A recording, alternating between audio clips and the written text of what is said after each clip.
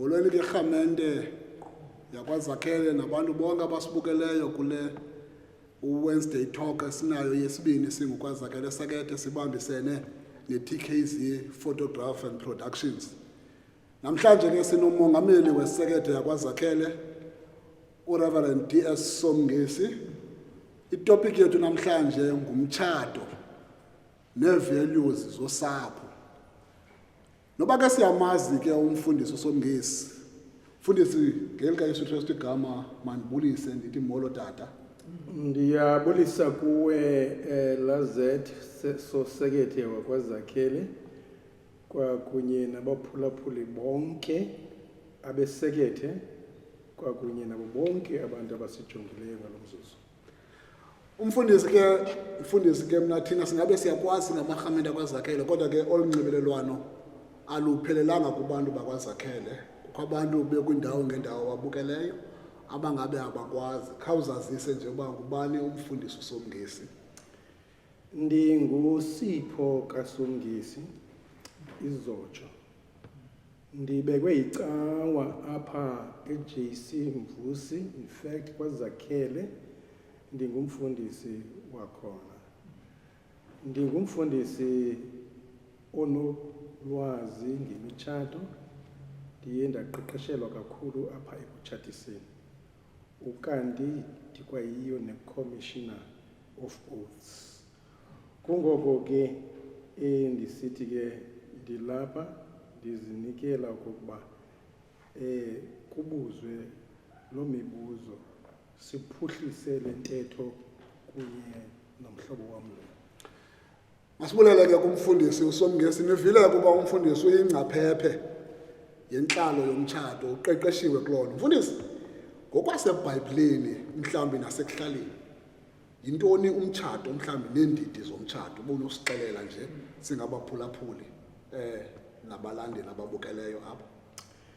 ngokwaseBhayibhelini umtshato i-institution kaThixo. Uba uyakhumbula pha phambili ekuqaleni kweBhayibhile indibano kaAdam noEva isuka ke apho. Uba ngaba uyafunda iGenesis isahluko sesibini ivesi yama-24 yindibaniso yabantu ababini abathe badityaniswa ngofefe likaThixo baba yindoda nomfazi. Iyona nto ke inexabiso yokokuba badityaniselwe okokuba babe nyamanye. Okwesibini, iyabethelela iBhayibhile into yokuba indoda iyakuthi ishiye utata kwakunye nomama inamathele enkosikazini yayo. Socially umtshato ngokwama-India, it's not just a solemnization ye-individuals. Umtshato ngokwama-India kukudibanisa nee-families eziyi-2 zabo bazimanya ngeqhina lomtshato. Xa usithi ke mandingene nakwiindidi zomtshato, iindidi ke zomtshato ziliqela. Okokuqala sinomtshato ekuthiwa in-community of property. In-community of property kukugalela zonke izinto zenu ndawoninye. Xa nincokola indlu yethu, abantwana bethu, imoto yethu, izitya zethu uyayisebenzisa kuyisebenzisi kodwa zizinto zenu ezo nobabini ziqokelele ndawoninye. Sithi ke xa sithetha loo nto le sithi in-community of property. Ukanti ke okwesibini umtshato lona siyawufumana kwindlela ekuthiwa i-antinuptial contract. I-antinuptial contract ludidi nohlobo lokuthi ngoku abantu bakhethe abatshatileyo kokuba umuntu abe nezinto zakhe, ingulowo abe nezinto zakhe, athi xa ethetha yindlu yam le, zizinto zam ezi, imoto yam lena. Abadibanisi, akho nto bayidibanisayo, kodwa badityaniswe just nje liqhina lomtshato. Okulandelayo, ngaphezu kokuba bedityaniswe liqhina lomtshato, unintsi lwethu luthi xa uyibiza olu didi, it's out of community of property. Okay. Yeah. All right. I think siyakuva tata uSomngesi, siyakuva umfundisi ngohlobo othetha ngalo ngemitshato. Siyava kuba xa abantu bezawungena emtshatweni kubakho lento ngesilungu kuthiwa yi-premarital counselling. Kha kusiphe ukubaluleka kwalo mcimbi kuthiwa yi-premarital counselling. Ukubaluleka kwayo yintoni, into yona nto ibalulekileyo uba kufuneka abantu abazawuzimanya emtshatweni bahambe le counselling? Kubalulekile ukuba ibe khona i-premarital counselling. I-premarital counselling ithi ngenani nobabini entweni eniyaziyo, craftani i-direction, indlela eniza kuthi nihambe. Lumkelani nazi potholes ekungenwa kuzo mhlambi emtshatweni, nibe nako ukuzi-avoida, nibe nako ukuziphepha. Okokuqala, i-premarital counselling ithi lumkelani ukuthi phaa phambili seningenile emtshatweni niwuqhawe, kuba ningene izinto ezininzi ningaziqaphelanga. Okwesibini, yindlela yokuncokola kwenu nobabini. Okwesithathu, zii-expectations zenu kulo mtshato eningena kuwo. Okwesine, kukulumkela ngquzulwano xa ningena emtshatweni, ifumane izikills zokulumkela ungquzulwano. Okwesihlanu, kukuphepha le nto kuthiwa i-attitude yokufuna uncedo xa kukho uxakeko. Ngamanye amazwi, xa izinto zinyuka apha emtshatweni, kubekho indlela ke enizisolva ngayo izinto. Ndiyafuna ke nokubethelela into yokokuba i-premarital counselling iluncedo kakhulu ekubeni into yokuba ningene emtshatweni nisazana. Okay. Uyazi le nkosikazi, kuthiwa kodwa hlala nomntu umazi ukuze umazi. Kodwa kona kunexabiso kokuba ningene umazi lo mntu utshata naye okokuba uloluphina udidi loluntu. Uyi-introvert, uyi-extrovert. I-introvert ke ngumntu ozithuleleyo, kanti i-extrovert ngumphumanto. Kufuneka ke niqondane okokuba lo mntu nditshate naye ngumntu mni. Uyi-introvert, uzithulele, ungambhulishi. Usisithethi naso eso sithethi singabhulishi introvert. Ngamanye amazwi, kubekho ukuphulaphulana, kubekho ukuzama kangangoko ninako ukuba nilingane. Anizode nilingane, kodwa ngokuphulaphulana niye nilinganise, nide nilinganise nee-ideas zenu, neengqondo zenu, njalo njalo. Oh, ndakuva tata ukuba ubethelela uba kubekho ibhalansi xa ningena kumntu. Nje ngomzuzwana nje ntsumba oba effective kangakanani mhlambi kumanqaku ayi-10 le nto ye-premarital counselling ungayinika ukuthi effective, ungayinika amanqaku amangaphi usuka ku-0 ke uzoma ku-10? Ithi ke njengoba unyuka uyipha amanqaku, ungayipha amanqaku amangaphi ukuba i-effective kangakanani uba abantu xa bengena emtshatweni bayenze le premarital counselling? Okokuqala masivane ngento ethi mtshato ngamnye. In fact, akukho mtshato uperfect. Okay. Masiyibethelele ke loo nto leyo. Yesibini ke into kukuba xa ningenileyo nizimisela ukungena emtshatweni, i-premarital counselling yeyona nto inexabiso. Ibalulekile ukuthi ningathi seniphakathi kubekho ukufuna ubuya umva, nithi izinto ezithile aniziqondanga. So ke ndingayinika u-80 to 90%. Okay. 8 to 9 out of 10. All right. Kubaluleke ngabuni oba isoka mhlawumbi funeka litshatile, nentombi funeka iboniwe. Intoni le ibalulekileyo that umuntu funeka abe uyatshata ebomini? Akho nto ibaluleke njengento ethi umuntu ngumuntu ngabanye abantu. Okay.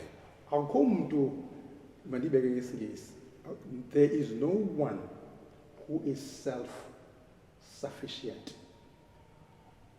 Uyalidinga ixabiso lomnye umuntu. Uyamdinga umcedi. Singayisusa ke naphaya ekwindalweni okokuba uThixo wabona into yokuba akulungile okokuba umuntu abe yedwa. Kubalulekile uba umuntu abe nomuntu acebisana naye, afundisana naye, akhulisana naye. Kubalulekile into yokuba indoda isondele kolibhinqa, nolibhinqa asondele endodeni njengoba kuye kukhulwa nje. Awu, utsho kumongameli uthi akulungile kuba umuntu abe yedwa, kumele uba sitshatile bazalwane. Fundisi, khawusiphe mhlawumbi ii-principles, ngoba sikhe sive kusithiwa awukho health umtshato kabani. Bayathetha abantu bathi awukho health umtshato kabani, uhealth umtshato kabani. Khawusiphe mhlawumbi ezinto kuthiwa zii-guiding principles ezinosithatha zisise kumtshato healthy, uba zintoni ezo? Umtshato o-healthy, njengamaqala ephinde ndibuyele kulaa ndawo, umtshato wonke unamahlanda enyuka wawo. Kodwa ndifuna ukubethelela into ezibalulekileyo, ii-principles ezibalulekileyo ze-healthy marriage. Okokuqala, i-principle ephambili yekokuba njengabantu abazawuhamba babe nongquzulwano apha emtshatweni, kubalulekile into yokuba nikwazi ukuxolelana. Esibini, into ebalulekileyo kukwazi ukusombulula iingxaki zisavela, zithi ziqandusela, nibe nethuba nemizuzu ukuhlala phantsi nizame into yokuba nizicime zisentsha. Okwesithathu, ukuzama athi amaNgesi kule nto kukho into ethethekayo ethi ncedani nibe nako ukuba ningathi disagree to agree. Agree to disagree. Agree to disagree. All right, okay. Okanye do not fight. Make it a point that you do not fight. Okwesine, try to respect one another in whatever situation eningena kuyo. Respect the ideas zeqabane lakho. Respect the feelings zeqabane lakho. Respect izinto, intetha, i-communication phakathi kwenu nobabili. Respect ke essentially the ideas omnye azanazo kuwe. Loo nto ayithi ke unguvuma zonke. Okay. Kodwa ithi ndiyayihlonipha le nkosikazi, ndiyamhlonipha nomyeni. Kubekho intlonipho engummangaliso apha ekhaya nalapha emzini. Ayi, ingathi siyafunda.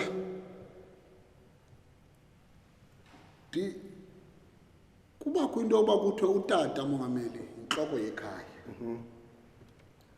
Now kuthiwe kumtshato ugcinwa luthando, nangathi nawe utsho uba nihlale ngalo wonke amaxesha nithandana noba kukho ungquzulwano. ngubani apha emtshatweni omele uba uprovayida uthando mhlawumbi ke nokhuseleko lomtshato lo ubani oyena luphiphini umama notata omele uba uprovayida uthando nokhuseleko lomtshato wabo. Izithethi ziyibeka ngokuyibeka indaba yokhuseleko nendaba yokuprovayida uthando. Kodwa ndifuna ukubeka mna ngokucacileyo ngolwam uluvo nawam amava okokuba iBhayibhile isixelela ngokupheleleyo ithi, husband, love your wife. Just as Christ loved the church. And then ke inike i-role kamama. Ithi mama yiba ngumcedi womyeni wakho. Ndiyafuna ke uphinda ndibuye ndithi ngokukokwam ndifuna ukukhuthaza okokuba abantu abatshatileyo bamele ukukomplementana. Ngamanye amazwi ingabi ngutata uba ngabe utata kaprovayidanga uthando kuzawucaca into yokuba kuzawuba nzima. Bobabini mabahlangane ngento ethi yinto yethu sobabini le. Thina sobabini siyathandana. Kungoko ke ufana into yokuba lugqabhuke ngapho uthando, lugqabhuke nangapho uthando.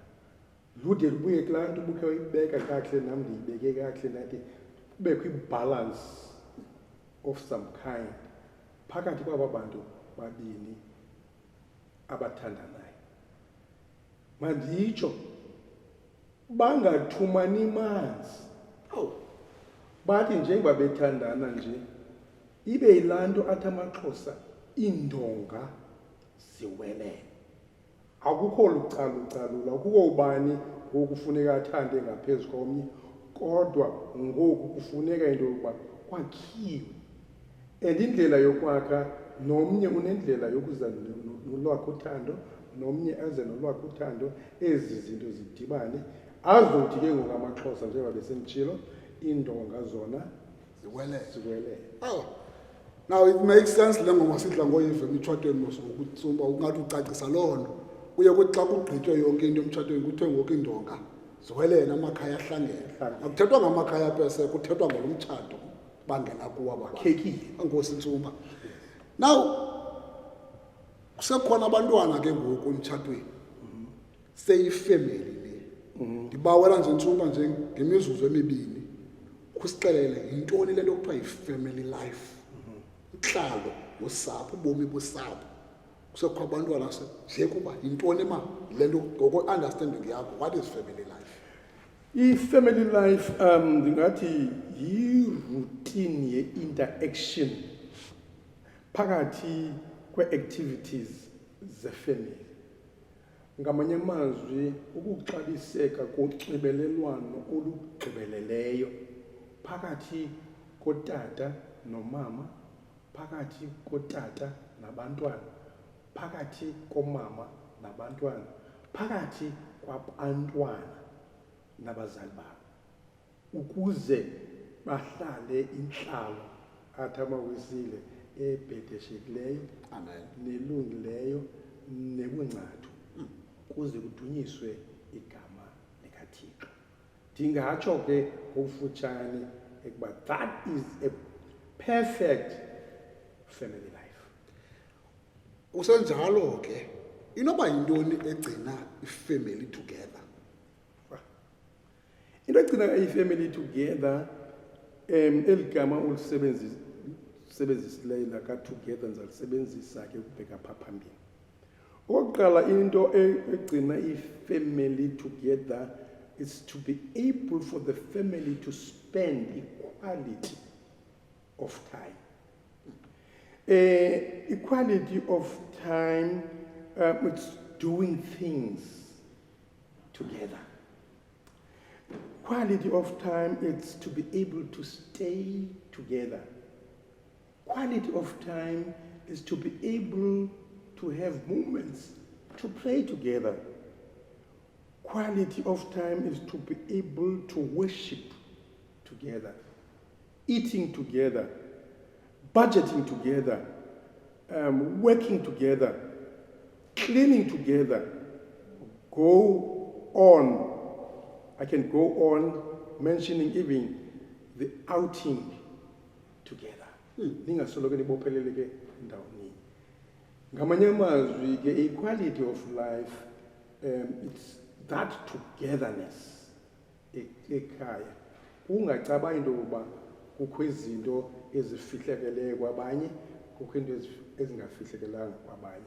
Yonke into yinto esithi xa siyithetha yekhaya. Ikhaya liyahlala phansi libonisane lixoxe izinto zokukhulisa ulusapho, zokwenza konwatywe kulusapho, zokwenza into yokuba inhlalakahle yekhaya ibe yemyuli. Ndithanda le ndawo ke Ntsumba ethi worship together.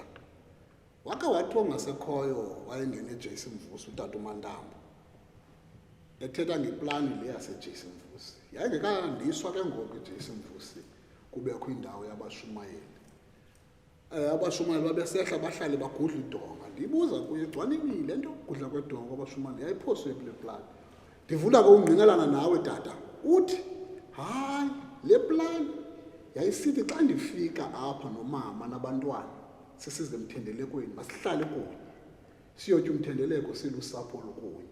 Qha kuyacaca uba sisathanda into yoba sithi utata aze ngeyakhe imoto xa sizowunqula nomama aze ngeyakhe imoto. Ndiyayithanda ke tata le ndawo ithethayo uba we worship together.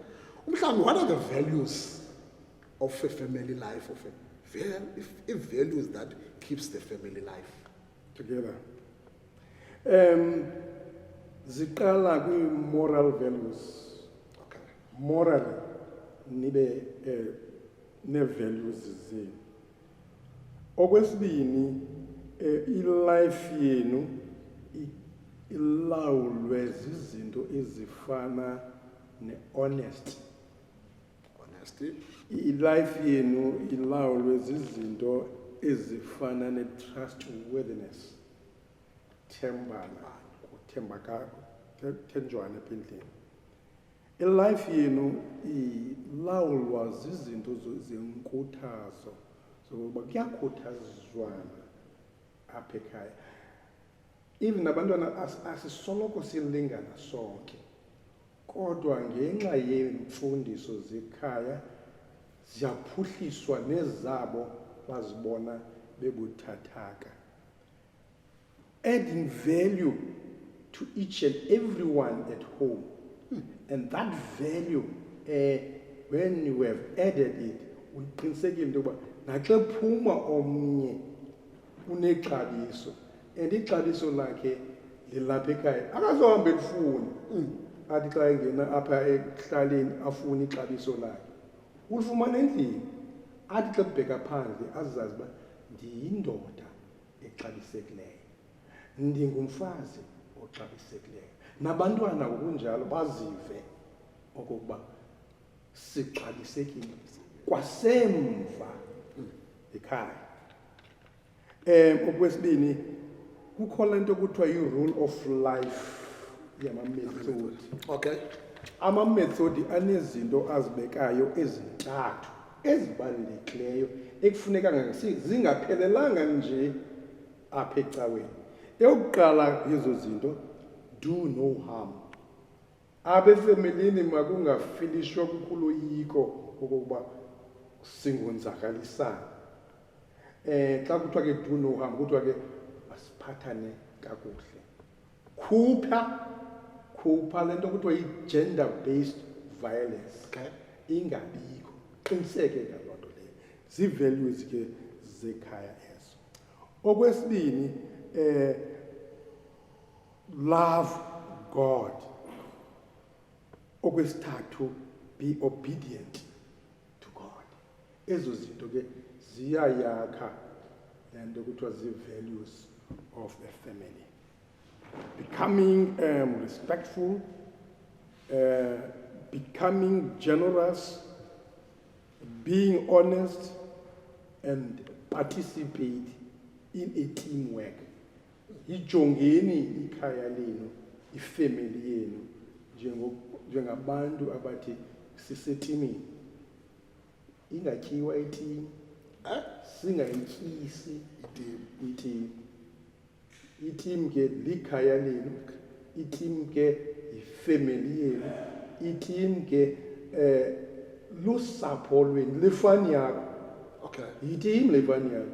And so afuneke ngoku uyiyekelele okokuba udlaliswe ngayo, nawe udlalise ngayo. So qinisani nivale zonke indawo ezinokuthi zibe nobulusi, niziqinise, and then yazi uba i-teamwork apha ekhaya ime kakuhle.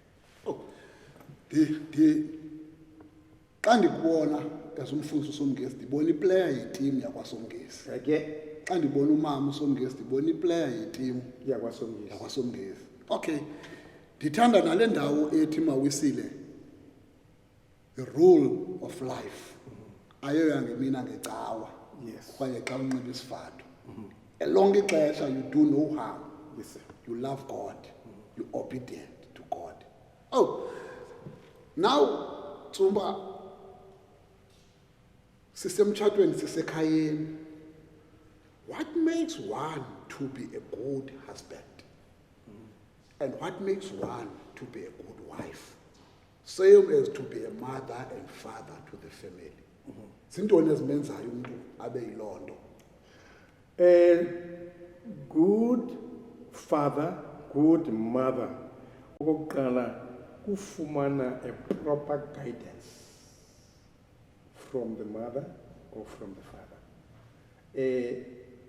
Usapho luqiniseke into yokuba sifumana izikhokelo ezinexabiso. Okwesibini, ukutyhala izidingo zekhaya. Singaphosani nezidingo zekhaya, uzazi izidingo zosapho lwakho. Usapho lwakho lungahambe lufuna izinto eluzidingayo nezinto elinokuzakha luphume luyozifuna phandle lube luzishiya apha. Iba ngumntu ogayidayo, iba ngumntu onikezela indlela yempilo yalapha ekhaya. Abantu abaninzi badla ngokuthi hayi ke mntanam ekhaya pha akenziwa into njengale. Elo xesha bazama uqoqosha ikhaya. Ukuvuma okokuba abantwana babe independent, bangabopheleleki, bangasoloko bengabantwana abasoloko besoyika. Kungabikho tata ungumgrogrisi, kugrogriswa ngayo. Uyakubetha utata, ndakuxela utata. Abantwana funeke babe nala independence yokwazi into yokuba kumandi ngolu hlobo ekhaya. Izinto zalapha ekhaya zenziwa ngolu hlobo. Akumelekanga into yokuba kugxekwane, ingakumbi isigxeko esibulalayo, isigxeko esingakhuthaziyo, isigxeko bangaba sikhona. AmaNgesi ayibeka ngolu hlobo, masibe yilaa nto kuthiwa yi-constructive criticism. Xa ubonisa abantwana bakho loo nto ubabonisa yona, babonise ngothando, bave nabo into yokuba andinyanzelekanga kodwa ndiyathanda. Le nto ndiyenzayo ndiyenza kuba ndithanda. I-discipline ibe yinto yemihla ngemihla yekhaya. I-discipline ke elaa gama livakala rafu, discipline, kodwa i-discipline ukwenza izinto ngocwangco, ukwenza izinto nge-order, ukuzama into yokuba ikhaya eli lingabikho chaotic, ikhaya libe nendlela elincedana ngayo, ukwenzela into yokuba kungabikho bani ugxeka omnye apha ekhaya, kodwa eyona nto ibalulekileyo kubekho le nto kuthiwa kuya encouragewa abantwana nabantu nabantwana tata nomama baya encourage usapho lwabo. Okay. Masibulele mongameli. Umhlawumbi ngokusishikelwe nje imizuzu mihlanu oba ungasipha amava akho njenge-marriage counselor nanjengengcaphephe kwezemitshato kwabo kuqala basangamasoka namasokakazi. Kubakho ke kuthiwe kukho imitshato eyophukayo ephelayo nemitshato eyonwabileyo. Just in summary, ungathi ebantwini bakuthini unosiphango kwamava akho? Ngokwawam amava kule ndawo uthetha ngayo, ukuthatha kuzama into yokuba umtshato siwuthathe njenge-institution kaThixo. Bendikhe ndathi xa bendithetha awunaformula, kodwa une-basic guidance ezincedayo into yoba qaphela njengohamba nje uba uyayibona i-road map yakho ikunika isipidi oma uhambe ngaso ngexesha elithile, uxelele into yoba kukho caves phaya, kukuhamba apha emtshatweni ngendlela obona okokuba ngoku ndixelelwe ngee-caves. Akunyanzelekanga ke into yokuba ndiye ngo-80 okanye ndiye ngo-100 okanye ndiye ngo-120 kwi-sharp caves. Ithi loo nto leyo mandizole. Amadoda ke namakhosikazi angatshatanga kufuneka angene emtshatweni eyazi into yokuba bonke ubuchule bukhona, abantu bayalungiswa phambi kokuba bangene kule ndima. Abaziyeli nje kungekho road signs. Uloyiko ke mhlawumbi abanalo aboyika ukutshata, ndiyabakhuthaza into yokuba sithi aba madoda. Okay. Sithi aba. Singenile injanjoku siyalahamba olahamba. Okwesibini, amaculo asekwisela ayathetha nentsingiselo. Kukho iculo endilithandayo ukukhuthaza abo ke bangekatshati. Bathi xa bengena emtshatweni ithi le ngoma, ndipheleke mkhulule. Amen. Mandiphathelele kuwe. Koba mnandi ndakuhamba kunye nawe. Ndiwenyuke amaqhina. Udaza kwakhona amaqhina. Azabakhona amaqhina. Yonto, it's not a smooth sailing.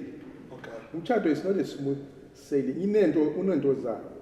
Kodwa azabakhona amaqhina. Athi lo mculi neentsunguzi ezimnyama. Asikwazi kaloku ukuthi xa sitshatisa sithi hambani ke ngenani usive sithi ebubini nasebumnandini, sithi emikhuhlaneni asikwazi uzibala zonke ezo zinto, kanti ayizo zinto eziza kubakho ezo. Sinilungiselela abangekatshati into yokuba ngenani niyazi into yokuba ezo zii-seasons zomtshato. Umtshato une-seasons. Ndizibala ngento yokuba le season yokuba ebubini buzaba khona ububi. Ububi abuthandisi wena xa buzawufika, buvele bufike. Kodwa masivumelane into yokuba abuhlali okokoko ububi. Ububi buhambe buqede. And when you are married forever, emva koba ndikutshatisele ngaloo mini ndakutshatisa ngayo, we will never call you a spinster, a bachelor again. Ugqithile apha. Njengoba ugqithile nje ukuba ubuyibachelor, sobuphinde ubuyele umva. Akubuyelwa umva. Ngamanye amazwi zikhona indlela ke zoncedana nokukhuthazana sithi siyiqabele la season yobubi. Xa siyiqabele ke la season yobubi, hayi sizolindele enye isizini, silindele isizini yobumnandi ebutyebini. Khona amaxesha kutyetywa emtshatweni nive into yoba you have it all njengoko benifuna ngalo, ungayazi uba kuphunguke ntoni phi. Tyhi, asinanto size. Ayithi loo nto leyo baleka ushiye umtshato, ithi okukhona ufuneka uzinze, uhlale ngokuzinzileyo usithi obu bubi sikubo, obu hlwempu sikubo, okungamnamali sikubo, abuzohlala forever, kuzawugqitha. So ezo seasons ke zihambe zigqigqide. Hayi thatha nale emikhuhlaneni nasekuphileni. Sucimba uzohlala okokoko unguwe. Kukho into ezifikayo mntakobawo ezingakhange zikubhalele lento zithi gqi. Kuthi gqi omaswekile. Hayi mate. Kuthi gqi oma-high blood. Ebubini nasebumnandini. Emikhuhlaneni nasekuphileni. Nazo uzawuthi ufumane amacebo. Uthi bangaba uwafumana amacebo, tyhini ndisibone sendigqithile kulo mkhuhlane. Andazi uba ndigqithe njani. Zizinto ke ezo ezincedisana nomntu wonke emtshatweni, osenamava nongenamava. Xa sinitshatisa ke sithetha ngezo seasons zomtshato. Yena ndoda yakuthi Subaleka. Okay, Ntsumba. Masibulele ke kumfundisi wethu uTata uSomngesi ngale mfundiso ibemandi kangaka. Siyazama ukujonga ke asifumani imibuzo ikhoyo ku live wethu. Ithi loo nto ke leyo incoko yethu, intetho yethu yolwesithathu singuzakhela sakethe ifikelele ekupheleni. Tata uSomngesi siyabulela kakhulu. Ithi loo nto leyo into ehlala forever ngumtshato. Zonke ezinye ziyedlula. zonke ezinye Uyakwehlulwa kukufa nomtshato. usitsho kaloku. And xa uhleli xa side sahlulwe kukufa. And xa sohlulwa kukufa, that doesn't mean umtshato uphelile. Uba kushiyeka umama ushiyeke sengumisisi. Ndaxelela. Nawe ubushiyeka tata usashiyeka ungumyeni ka. Loo nto leyo umtshato uhlala forever. Siyabulela kakhulu ngale mfundiso imandi kangaka. Esithembayo ukuthi amarhamente onke kwazakhele ayabona ubufumane obumncwane nabantu bonke abasibukeleyo. Siyabulela ke ngalo sasazo sizamileyo ulwenza. Sibulela ke nakwi-TKZ photograph esincedayo ukwenza lo msebenzi. Enkosi kakhulu. Iyaphela ke ngoku ishow yethu. Enkosi tata. Thank you.